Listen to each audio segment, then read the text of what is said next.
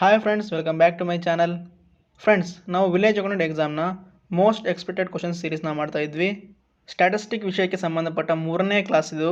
ಹಿಂದಿನ ವಿಡಿಯೋಗಳನ್ನು ನೀವು ನೋಡಿಲ್ಲ ಅಂದರೆ ಹೋಗಿ ನೋಡಿ, ಹಾಗೆ ನಮ್ಮ ಚಾನಲ್ನ ಸಬ್ಸ್ಕ್ರೈಬ್ ಮಾಡ್ಕೊಳ್ಳಿ.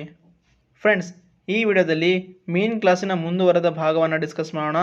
ಇವತ್ತಿಗೆ ಮೀನ್ ಕ್ಲಾಸ್ನ ಮುಗಿಸೋಣ. ಸೊ ಕೊನೆವರೆಗೂ ವಿಡಿಯೋನ ಸ್ಕಿಪ್ ಮಾಡಿದೆ ನೋಡಿ. ಬನ್ನಿ ವಿಡಿಯೋನ ಸ್ಟಾರ್ಟ್ ಮಾಡೋಣ. ಫ್ರೆಂಡ್ಸ್, ಸ್ಟ್ಯಾಟಿಸ್ಟಿಕ್ ಕ್ಲಾಸ್ನ ಪ್ರಾಬ್ಲಮ್ಗಳನ್ನು ಡಿಸ್ಕಸ್ ಮಾಡೋಕ್ಕೂ ಮುಂಚೆ ಟೈಪ್ ಆಫ್ ಕ್ವಶನ್ಗಳ ವಿಧಗಳ ಬಗ್ಗೆ ನೋಡೋಣ. ಯಾಕಂದರೆ ಇಲ್ಲಿ ತುಂಬ ವಿದ್ಯಾರ್ಥಿಗಳು ಕನ್ಫ್ಯೂಸ್ ಆಗ್ತೀರಾ. ಸೊ ಇದ್ರ ಬಗ್ಗೆ ನೋಡಿ ಪ್ರಾಬ್ಲಮ್ಗಳನ್ನು ಸ್ಟಾರ್ಟ್ ಮಾಡೋಣ. ಫ್ರೆಂಡ್ಸ್, ಈ ಸ್ಟ್ಯಾಟಿಸ್ಟಿಕ್ನಲ್ಲಿ 3 ಥರದ ಕ್ವಶನ್ ವಿಧಗಳು ಬರುತ್ತೆ. ಮೊದಲನೇದು ರಾ ಡೇಟಾ, ಎರಡನೇದು ಅನ್ಗ್ರೂಪ್ ಡೇಟಾ, ಮೂರನೇದು ಗ್ರೂಪ್ ಡೇಟಾ.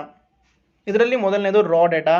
ಇದರಲ್ಲಿ ಯಾವುದೇ ಗ್ರೂಪ್ ಮಾಡಿರಲ್ಲ, ಹಾಗೆ ಇಲ್ಲಿ ಯಾವುದೇ ಸಂಖ್ಯೆಗಳ ಫ್ರೀಕ್ವೆನ್ಸಿ ಕೂಡ ಇರೋದಿಲ್ಲ. ಇದನ್ನು ರಾ ಡೇಟಾ ಅಂತ ಕರಿತೀವಿ.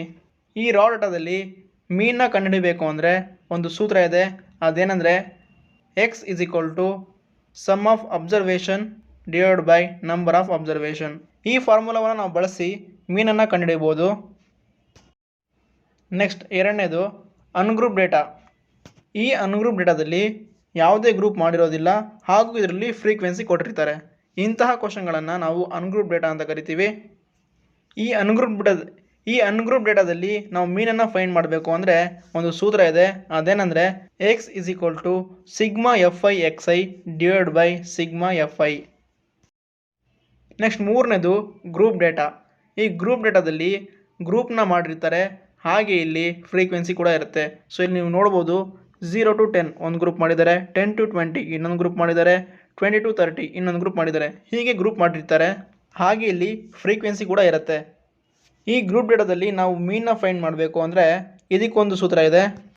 X is equal to sigma f i x i divide by sigma f i. Same ungroup data ಥರನೇ ಸೂತ್ರ ಇದೆ, ಆದರೆ ಇಲ್ಲಿ ಎಕ್ಸ್ ಐನ ಕೊಟ್ಟಿರಲ್ಲ, ನಾವು ಕಂಡುಹಿಡಿಯಬೇಕಾಗತ್ತೆ. ಸೊ ಎಕ್ಸನ್ನು ಕಂಡುಹಿಡಿಯಬೇಕು ಅಂದರೆ ಇನ್ನೊಂದು ಸೂತ್ರ ಇದೆ. ಅದೇನೆಂದರೆ upper class plus lower class divide by 2. ಈ ಗ್ರೂಪ್ ಡೇಟಾದಲ್ಲಿ ಮೊದಲು ನಾವು ಎಕ್ಸ್ನ ಫೈಂಡ್ ಮಾಡಿ ನಂತರದಲ್ಲಿ ಮೀನ್ನ ಫೈಂಡ್ ಮಾಡಬೇಕಾಗತ್ತೆ. ಈಗ ನಾವು ಹಿಂದಿನ ಕ್ಲಾಸಲ್ಲಿ 4 ಪ್ರಾಬ್ಲಮ್ಗಳನ್ನು ಸಾಲ್ವ್ ಮಾಡಿದ್ವಿ. ಈಗ ಇನ್ನೊಂದು 3 ಪ್ರಾಬ್ಲಮ್ಗಳನ್ನ ಸಾಲ್ವ್ ಮಾಡೋಣ. ಅದು ಮುಗಿಸಿದ್ರೆ ಮೀನ್ ಪೂರ ಕಂಪ್ಲೀಟ್ ಆಗುತ್ತೆ. ಹಿಂದಿನ ಕ್ಲಾಸ್ಗಳಲ್ಲಿ 4 ಪ್ರಾಬ್ಲಮ್ಗಳನ್ನು ಸಾಲ್ವ್ ಮಾಡಿದ್ವಿ. ಇವಾಗ ಈ ಕ್ಲಾಸಲ್ಲಿ 5ನೇ ಪ್ರಾಬ್ಲಮಿಂದ ಸ್ಟಾರ್ಟ್ ಮಾಡೋಣ. ಈಗ 5ನೇ ಪ್ರಶ್ನೆ. ಕೆಳಗಿನ ಕೋಷ್ಟಕವು 35 ನಗರಗಳ ಸಾಕ್ಷರತೆ ಪ್ರಮಾಣವನ್ನು ನೀಡುತ್ತದೆ. ಮೀನ್ ಅಥವಾ ಸರಾಸರಿ ಸಾಕ್ಷರತೆ ದರವನ್ನು ಕಂಡುಹಿಡಿಯಿರಿ. ನೋಡಿ, ಇಲ್ಲಿ 35 ನಗರಗಳ ಲಿಟ್ರಸಿ ರೇಟನ್ನು ಕೊಟ್ಟಿದ್ದಾರೆ. ಆ 35 ನಗರಗಳ ಸರಾಸರಿ ಸಾಕ್ಷರತೆ ಪ್ರಮಾಣವನ್ನು ನಾವೇ ಕಂಡುಹಿಡಿಯಬೇಕು. ಇಲ್ಲಿ ಸಾಕ್ಷರತೆ ಪ್ರಮಾಣ ಕೊಟ್ಟಿದ್ದಾರೆ, ನಗರಗಳ ಸಂಖ್ಯೆ ಕೊಟ್ಟಿದ್ದಾರೆ. ಅಲ್ಲಿ ಕೊಟ್ಟಿರುವಂಥ ಸಾಕ್ಷರತೆ ಪ್ರಮಾಣ, ನಗರಗಳ ಸಂಖ್ಯೆಯನ್ನು ನಾನಿಲ್ಲಿ ಬರ್ಕೊಂಡಿದ್ದೀನಿ. ಇದು ಗ್ರೂಪ್ ಡೇಟಾದ ಕ್ವಶನ್ ಆಗಿದೆ. ಇದರೊಳಗೆ ಕ್ಲಾಸ್ ಮಾರ್ಕ್, ಮಿಡ್ ಪಾಯಿಂಟ್ ಅಥವಾ ಎಕ್ಸನ್ನು ಕೊಟ್ಟಿರಲ್ಲ. ಇದನ್ನು ನಾವೇ ಕಂಡುಹಿಡಿಯಬೇಕು. ಇದನ್ನು ಕಂಡುಹಿಡಿಯಬೇಕು ಅಂದರೆ upper class plus lower class divide by 2 ಮಾಡಿದ್ರೆ ಎಕ್ಸ್ ಐ ಸಿಗುತ್ತೆ. ಸೊ ಅದು ಮಾಡೋ ಬದಲು ನಾವು 45 ಮತ್ತು 55 ನಡುವೆ ಯಾವ ಸಂಖ್ಯೆ ಬರುತ್ತೆ ನೋಡಿ, 50 ಬರುತ್ತೆ. 55 ಮತ್ತು 65 ನಡುವೆ ಯಾವ ಸಂಖ್ಯೆ ಬರುತ್ತೆ, 60 ಬರುತ್ತೆ. 65 ಮತ್ತು 72 ನಡುವೆ 70 ಬರುತ್ತೆ. 75 ಮತ್ತು 85 ನಡುವೆ 80 ಬರುತ್ತೆ. 85 ಮತ್ತು 90 ನಡುವೆ 90 ಬರುತ್ತೆ. ಈಗ ನಾವು ಎಫ್ ಐ ಎಕ್ಸ್ ಐನ ಕಂಡುಹಿಡಬೇಕು. ಎಫ್ ಐ ಎಕ್ಸ್ನ ಕಂಡುಹಿಡಬೇಕು ಅಂದರೆ ಈ ಎಫ್ ಐ ಮತ್ತು ಎಕ್ಸ್ ಐನ ಇಂಟು ಮಾಡಬೇಕು, ಅಂದರೆ ಮಲ್ಟಿಪಲ್ ಮಾಡಬೇಕು. 53 150, 60 600, 70 770, 88 640, 93 270. ಇವೆಲ್ಲವನ್ನ ಪ್ಲಸ್ ಮಾಡ್ಕೊಳ್ಳಿ. ಇವೆಲ್ಲವನ್ನ ಪ್ಲಸ್ ಮಾಡಿದಾಗ 2430 ಬರುತ್ತೆ. ಸೊ ಇಲ್ಲಿ ಎಫ್ ಐನೂ ಕೂಡ ಪ್ಲಸ್ ಮಾಡ್ಕೊಳ್ಳಿ. ಎಫ್ ಐನ ಪ್ಲಸ್ ಮಾಡಿದಾಗ 35 ಬರುತ್ತೆ. ಇಲ್ಲಿ ಕೊಟ್ಟಿದ್ದಾರೆ 35 ನಗರಗಳು ಅಂತ. ಸೊ ಇಲ್ಲಿ 35 ಬರುತ್ತೆ. ಈಗ ನಾವು ಮೀನ್ನ ಫೈಂಡ್ ಮಾಡೋ ಸೂತ್ರವನ್ನು ಬರೆಯೋಣ. X is equal to sigma f i x i divide by sigma f i. ಇಲ್ಲಿ sigma f i x i ಅಂದರೆ ಇದೇ ನೋಡಿ ನಮ್ಮ sigma f i x i. 2430. Sigma f i ಅಂದರೆ ಇಲ್ಲಿ ನೋಡಿ ಸಿಗ್ಮಾ ಎಫ್ ಐ, ಇದನ್ನು ನಾವು ಸಿಗ್ಮಾ ಎಫ್ ಐ ಅಂತ ಕರಿತೀವಿ, 35. ಸೊ ಇದನ್ನು ನಾವೀಗ ನಾವು 35ರಿಂದ 2430 ಡಿವೈಡ್ ಮಾಡಬೇಕು. ನಮಗೆ ಇಲ್ಲಿ ಡಿವೈಡ್ ಮಾಡೋದು ಕಷ್ಟ ಆದರೆ ನಾವಿಲ್ಲಿ 5ರಿಂದ ಫಸ್ಟ್ ಮಾಡ್ಕೊಳ್ಳೋಣ. 5 7 35, 5 4 20, 4 ಉಳಿಯುತ್ತೆ, 5 8 40, 3 ಉಳಿಯುತ್ತೆ, 5 6 30, 486 ಡಿವೈಡ್ ಬೈ 7. ಈಗ ಇದನ್ನು ಡಿವೈಡ್ ಮಾಡಿದ್ರೆ 7 1 769.42 ಬರುತ್ತೆ. ಸೊ ಇದು ನಮ್ಮ ಮೀನ್ ಆಗುತ್ತೆ.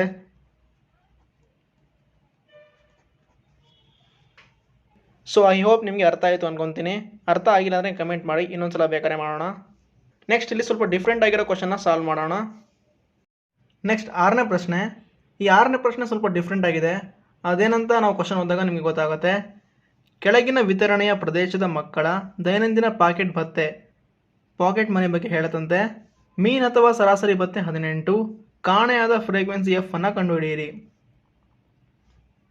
ನೋಡಿ, ಈ ಕ್ವಶನಲ್ಲಿ ಮೀನ್ ಅಥವಾ ಸರಾಸರಿ ಭತ್ತೆಯನ್ನು ಅವರೇ ಕೊಟ್ಟಿದ್ದಾರೆ 18 ಅಂತ. ಸೊ ಇಲ್ಲಿ ನಾವು ಮೀನನ್ನು ಕಂಡುಹಿಡಿಯೋ ಆಗಿಲ್ಲ.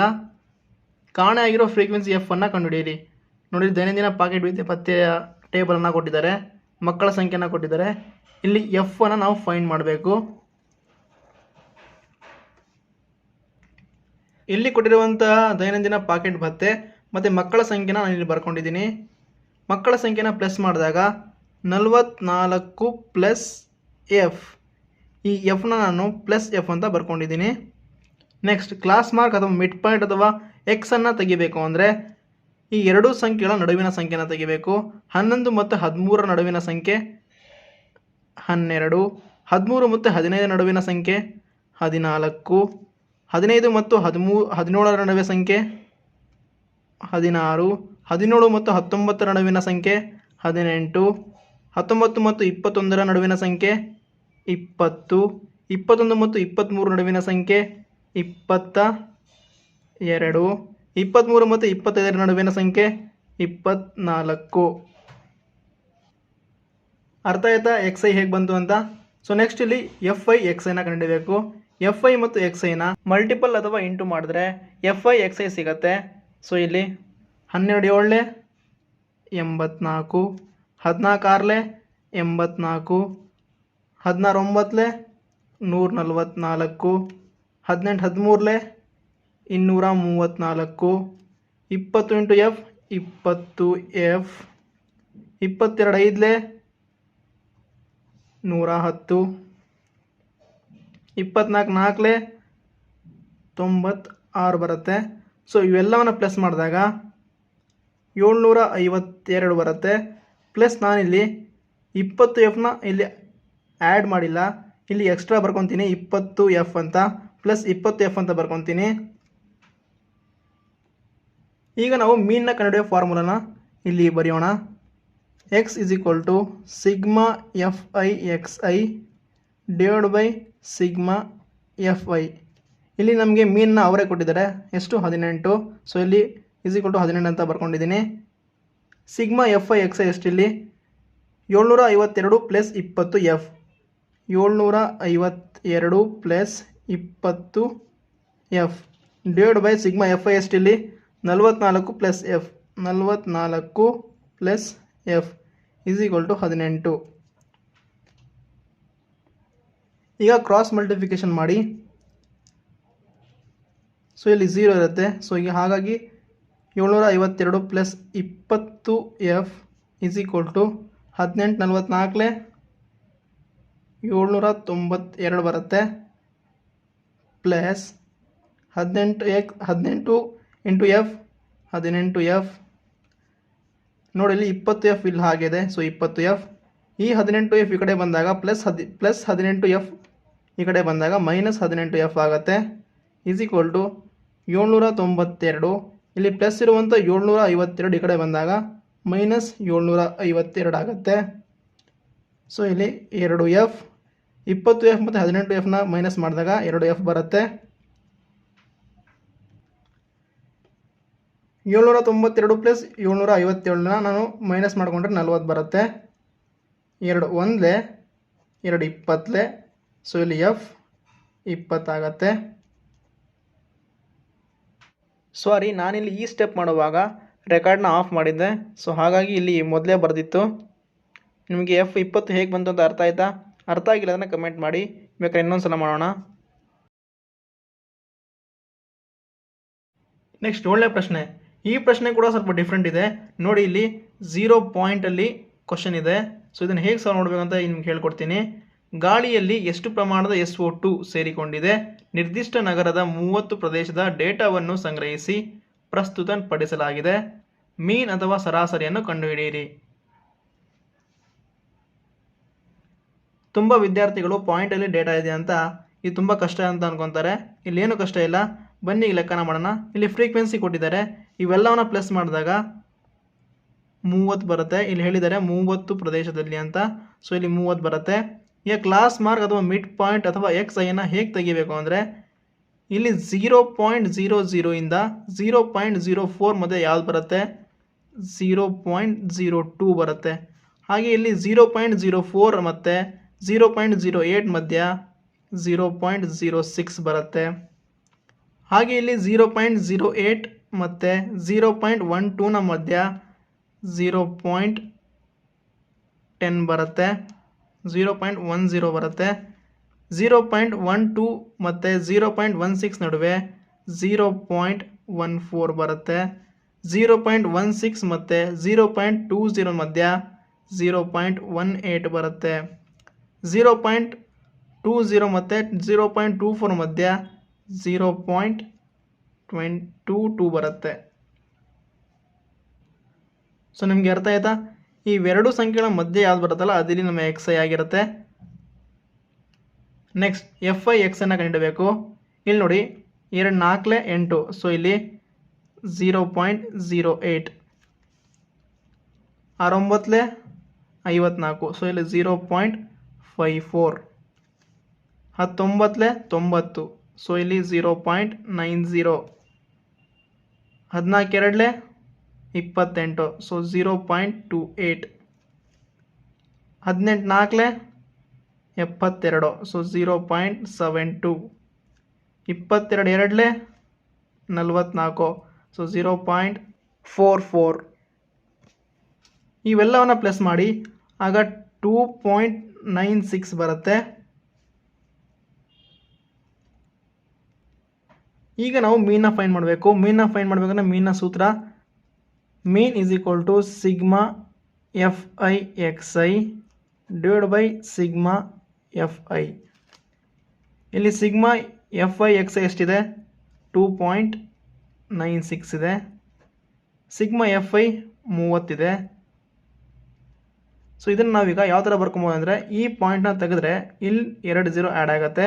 ಸೊ 296 ಡಿವೈಡ್ ಬೈ 3000 ಆಗುತ್ತೆ. ಈ ಪಾಯಿಂಟ್ನ ತೆಗೆದ್ರೆ ಇಲ್ಲಿ 2 0 ಆ್ಯಡ್ ಆಗುತ್ತೆ. ಈಗ ಇವನ್ನ ಡಿವೈಡ್ ಮಾಡಬೇಕು. ಇದು 3000 ಇದೆ, 3000 ಡಿವೈಡ್ ಮಾಡೋಕ್ಕಾಗಲ್ಲ. ಸೊ ಇಲ್ಲಿ ಸುಮ್ಮನೆ 3ರಿಂದ ಡಿವೈಡ್ ಮಾಡಿ. ಈ 3 ಇದೆಯಲ್ಲ 3000ನ ಬಿಟ್ಬಿಡಿ, ಈ 3ರಿಂದ ಡಿವೈಡ್ ಮಾಡಿ. 3 1 3 9 27, ಇಲ್ಲಿ 2 ಉಳಿತು. 3 8 24, ಇಲ್ಲಿ 2 ಉಳಿಯುತ್ತೆ. ಸೊ ಪಾಯಿಂಟ್ ಕೊಟ್ಟರೆ 3 6 18, ಸೊ ಇಲ್ಲಿ 6 6 ಬರ್ತಾ ಹೋಗುತ್ತೆ. 98.66 ಅಂತ ಬರುತ್ತೆ. ಸೊ ಈಗ ನಾವು 3000 ಬಿಟ್ಟಿದ್ವಲ್ಲ, ಅದರಿಂದ ಈಗ ಈ ಪಾಯಿಂಟನ್ನು ತೆಗೆದು ಇಲ್ಲಿಟ್ಟು 0 ನೋಡಿ, ಈ ಪಾಯಿಂಟನ್ನು ತೆಗೆದ್ರೆ ಇಲ್ಲೊಂದು 0 ಇಲ್ಲೊಂದು 0 ಇಲ್ಲೊಂದು 0 ಬರುತ್ತೆ. ಈ 0 ಇರೋ ಜಾಗದಲ್ಲಿ ಆಲ್ರೆಡಿ ಇಲ್ಲಿ 98 ಇದೆ. ಸೊ ಇಲ್ಲಿ 0.9866 ಬರುತ್ತೆ. ಸೊ ಇದು ನಮ್ಮ ಮೀನ್ ಆಗಿರುತ್ತೆ. ಅರ್ಥ ಆಯ್ತಾ ಅನ್ಕೊತೀನಿ. ಅರ್ಥ ಆಗಿಲ್ಲ ಅಂದರೆ ಕಮೆಂಟ್ ಮಾಡಿ, ಇನ್ನೊಂದು ಸಲ ಬೇಕಾದ್ರೆ ಮಾಡೋಣ. ನೆಕ್ಸ್ಟ್ 8ನೇ ಪ್ರಶ್ನೆ. ಕೆಳಗಿನ ಸರಣಿಯಲ್ಲಿ X ಮೌಲ್ಯವನ್ನು ಕಂಡುಹಿಡಿಯಿರಿ. ಇದು ತುಂಬಾ ಸಣ್ಣ ಕ್ವಶನ್, ತುಂಬ ಈಸಿ ಇರುತ್ತೆ. ನೋಡಿ ಹೇಗೆ ಇಲ್ಲಿ Xನ ವ್ಯಾಲ್ಯೂ ಕಂಡುಹಿಡಿಯಬೇಕಂತ. 6 8 13 X 16 17. ಇಲ್ಲಿ X ನಾವು Xನ ವ್ಯಾಲ್ಯೂವನ್ನು ಫೈಂಡ್ ಮಾಡಬೇಕು. ಇವೆಲ್ಲವನ್ನು ಪ್ಲಸ್ ಮಾಡಿದಾಗ 60 ಬರುತ್ತೆ. ಸೊ ಇಲ್ಲಿ ಎಕ್ಸ್ ಇರೋದ್ರಿಂದ ನಾನು ಪ್ಲಸ್ ಎಕ್ಸ್ ಡಿವೈಡೆಡ್ ಬೈ ಇವೆಷ್ಟು ಸಂಖ್ಯೆ ಇದೆ ನೋಡಿ, 1 2 3 4 5 6. ಸೊ 6 ಸಂಖ್ಯೆ ಇದೆ, ಇಲ್ಲಿ ಡಿವೈಡ್ ಬೈ 6 ಅಂತ ಬರ್ಕೊತೀನಿ. ಇಲ್ಲಿ ನಾವು ಎಕ್ಸ್ನ ಫೈಂಡ್ ಮಾಡೋದ್ರಿಂದ ಇಲ್ಲಿ ಈಸ್ ಈಕ್ವಲ್ ಟು ಎಕ್ಸ್ ಅಂತ ಬರ್ಕೊತೀನಿ. ಈಗ ಕ್ರಾಸ್ ಮಲ್ಟಿಫೈ ಮಾಡಿ, ಇಲ್ಲಿ ಕ್ರಾಸ್ ಏನು ಇದೆ 0 ಇದೆ ಅಂತ 60 ಪ್ಲಸ್ ಎಕ್ಸ್ ಹೀಗೆ ಬರುತ್ತೆ ಈಸ್ ಈಕ್ವಲ್ ಟು 6x. ಈ ಎಕ್ಸ್ ಹೀಗೆ ಇರುತ್ತೆ. ಈ 6x ಈ ಕಡೆ ಬಂದಾಗ ಮೈನಸ್ 6x ಆಗುತ್ತೆ ಈಸ್ ಈಕ್ವಲ್ ಟು 60. ಇಲ್ಲಿ ಏನಿಲ್ಲ ಅಂದರೆ 1x ಇದೆ ಅಂತ 1x ಮೈನಸ್ 6x 5x ಆಗುತ್ತೆ ಈಸ್ ಈಕ್ವಲ್ ಟು 60. 5 1 5 12. ಇಲ್ಲಿ ಎಕ್ಸ್ ವ್ಯಾಲ್ಯೂ 12 ಆಗುತ್ತೆ. ಸೊ ಇಲ್ಲಿ ನಾನು ಹೇಗೆ ಎಕ್ಸ್ನ ವ್ಯಾಲ್ಯೂ ಫೈಂಡ್ ಮಾಡಿದೆ ಅಂತ ನಿಮಗೆ ಗೊತ್ತಾಯ್ತು ಅನಿಸುತ್ತೆ. ಇಲ್ಲಿವರೆಗೂ ನಾವು ಮೀನ್ನ ಪ್ರಾಬ್ಲಮ್ನ ನೋಡಿದ್ವಿ. ಮೀನ್ ಇಲ್ಲಿ ಮುಗೀತು. ನೆಕ್ಸ್ಟ್ ಈಗ ಬರುವಂಥದ್ದು ಮೋಡ್. ಮುಂದಿನ ಕ್ಲಾಸ್ಗಳಲ್ಲಿ ಮೋಡ್ನ ಬಗ್ಗೆ ಡಿಸ್ಕಸ್ ಮಾಡೋಣ. ಈ ವಿಡಿಯೋ ನಿಮಗೆ ಇಷ್ಟ ಆಗಿದರೆ ಲೈಕ್, ಶೇರ್, ಸಬ್ಸ್ಕ್ರೈಬ್ ಮಾಡಿ. Thank you.